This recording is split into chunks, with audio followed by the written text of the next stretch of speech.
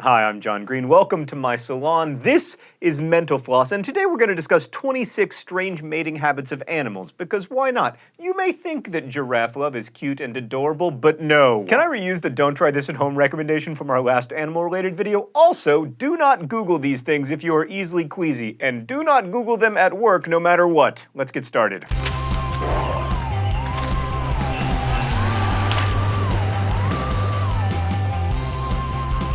Unless you're Usher, it's really hard for dudes to pick up a future mate by dancing at the club, but shockingly, male prairie chickens, who can be found right here in my home state of Indiana, find a match through their dance skills. We actually have footage of this. I mean, of the prairie chickens dancing, not Usher. Their orange or pink throats inflate as they walk back and forth, occasionally pausing to bob up and down, and they sing, all while sometimes fighting other males in midair just to show how awesome they are at being a mate. It sounds like a sequence in West Side Story. If you're a male Galapagos giant tortoise with a short neck, then you are out of luck, because the taller the tortoise neck, the more likely you are to win a mate. The undershell of the male tortoise is concave, which allows him to mount the female tortoise from behind and proceed to make the most disgusting animal noise in history. This is a particularly awkward conversation because we're having it right in front of Raphael, who has no neck at all. Cats are disgusting, as everyone already knows, and their mating habits are no exception. So the female crouches down with her tail in the air, and the male mounts her from behind while holding her neck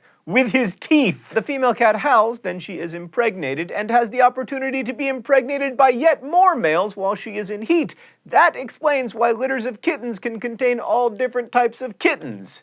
Meow. Female giant pandas only ovulate once a year for somewhere between 24 and 72 hours, so giant pandas are some of the least sexual mammals that exist. They only have sex during the female's window of ovulation. This gives the male enough time to save up his sperm, which actually causes his testicles to steadily enlarge over the course of the year, and then when the female is ready to mate, they get it on in a hollow tree. Yeah, so that isn't very efficient, which is why many zoos now use artificial insemination after mating season in order to ensure new cubs. The Darwin Frog, along with many types of fishes, is what is called a mouth brooder. Mouth brooders are animals that use a technique called oral incubation to breed, which means that egg incubation occurs in the animal's mouth. Gender can vary, but as far as the Darwin Frog goes, the male takes care of the incubation process for around 30 freaking eggs that sit in his mouth and grow. Man, it's hard out there for a male Darwin frog. He's named after Darwin. People think that he's a pervert. It's like doubly controversial. So I can guarantee you that this anglerfish is a female. Actually, it's made out of glass and clay, but if it were a real anglerfish, it would be a female. Well, the male anglerfish is much smaller than the female, and after tracking her down by following her scent, he bites the female, their circulatory systems merge, and he becomes a sperm-producing parasite. By the way, sperm-producing parasite? Great band name. And speaking of mating habits that don't work out so well for the males, the male brown antechinus, which is basically like a cuter version of a rat, always dies right after mating season due to a breakdown of the immune system caused by stress. This means that its life expectancy is a whopping 11 months. These rodents native to Australia have a 2-week mating season right before wintertime in which as much mating as possible occurs, and then all the dudes die. Which sucks and everything, but to be fair, 2 whole weeks! When the female porcupine is ready to mate, she helps male porcupines find her by releasing a scent throughout the late summer. This smell gets all the males really excited, and then they fight for dominance, but the male must wait until the lady is ready, and one of the ways that she gets ready is that he can go up to her and stand on 2 legs and pee on her, and she loves it. Actually, she only sometimes loves it. If she's unimpressed, she'll scream, but if his courting succeeds, she lifts her tail, and the male is allowed quill-free access. Male ducks can get very aggressive when they learn that the female they were trying to court has chosen a different mate. It's not pretty and not fun to describe, but what's interesting is that female ducks have developed a defense mechanism in response to mating with unwanted males. Essentially, the oviduct, or vagina, of a duck is not a straight shot, so sperm of ducks can be held in sacs, or dead ends, and then ejected. This sperm ejection method has a 97% success rate, which means that female ducks usually end up with their preferred male's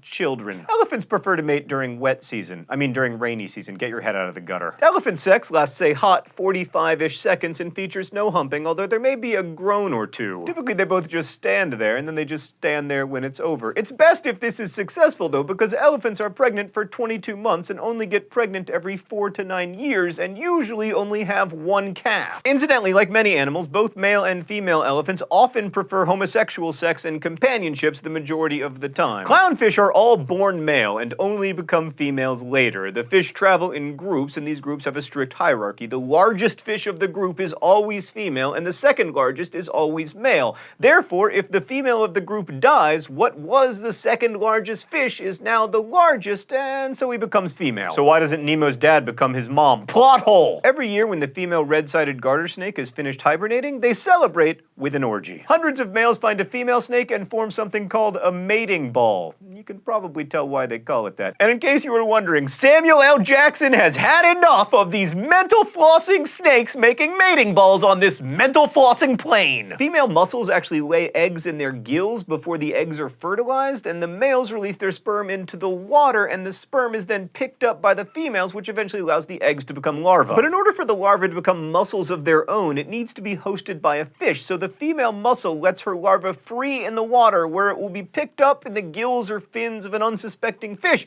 and fish tissue grows over the larva, which lets the larva develop. It's like a butterfly and a cocoon, only disgusting. To summarize, don't worry about people peeing in the ocean, there's mussel sperm in there. Speaking of disgusting things that someone convinced us to eat claiming it was an aphrodisiac, many snails use something called a love dart in the mating process. After a little bit of presumably slow-moving courting, which even includes kissing, the snail shoots its love dart, which often misses because, snails can't see very well. The love dart is supposed to stop the female from digesting most of the sperm, because the more she digests, the less likely she is to procreate. All right, a few more really quick. Hippos incorporate feces into their mating habits. I'm not going to say anything else, just Google it. Male bowerbirds build and decorate bachelor pad nests in order to attract females. Did you ever see a horseshoe crab on top of another horseshoe crab, or a chain of seemingly attached horseshoe crabs? Yeah, they were doing it. Females can lay like 90,000 eggs in a single mating season. Less than 10 will probably survive, though. Male hooded seals attract mates by blowing a huge pink balloon-like bubble out of their nostril. When two males have hoods of approximately equal size, they fight it out. When a male and female argonaut mate, they don't even need to come into contact, which is maybe good because the male is an eighth the size of the female. The male's detachable reproductive organ, called a hectocotylus, finds its way into a female. When lions are ready to reproduce, they have a 4-day mating season during which they have sex between 20 and 40 times per day, often skipping meals. That, Simba, is how you were born. By the way, if you ever hear someone say that they're a lion in the sack, heads up, lion sex lasts for about 1 minute. Prairie voles are known for their monogamy in aspects of life such as cuddling and cohabitating, and if one of the two dies, the other stays without a partner,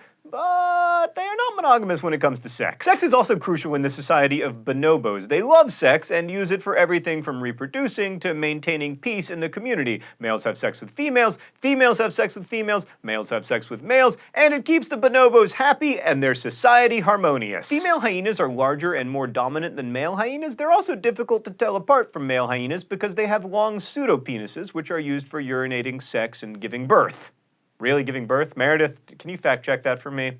Oh God! Unsurprisingly, mating requires a lot of aimless thrusting until success is achieved. Also, unsurprisingly, giving birth causes a lot of tearing. In order to tell if the female giraffe is fertile, the male giraffe tastes her urine. How does he get her pee? He gives her a nudge on the butt, and then some pee comes out and he drinks it. Just as I was in high school, the emperor penguin is defined by its serial monogamy. It maintains a mate for an entire year and then moves on to the next one for the following breeding season. And finally, we return to the salon so that I can tell you that research suggests that female finches have what scientists have named the Casanova gene. These birds are typically monogamous, but studies show that if a father finch did what we would call cheating, then his daughter is more likely to be a cheater as well. Thanks for watching Mental Floss here on YouTube, which is made with the help of these nice people. Every week we endeavor to answer one of your mind-blowing questions. This week's question comes from the Joe Seifert, who asks, what's the second largest organ in your body? I know the first is the skin, but what's the second? Well, Joe, I'm tempted to make a not safe for work joke, but instead I'll just tell you, the second largest organ is the liver. P.S. Mental Floss isn't just a YouTube series, it's also a real-life magazine, and they have an online shop where you can get amazing items like t-shirts and this board game, Mixed Nuts, which now, of course, will remind me forever of Pandas' swelling balls. Anyway, way, if you enter the code YouTube Flossers, you'll get 15% off. If you have a question you'd like answered, leave it in the comments section below. Be grateful that you aren't a duck, and DFTBA.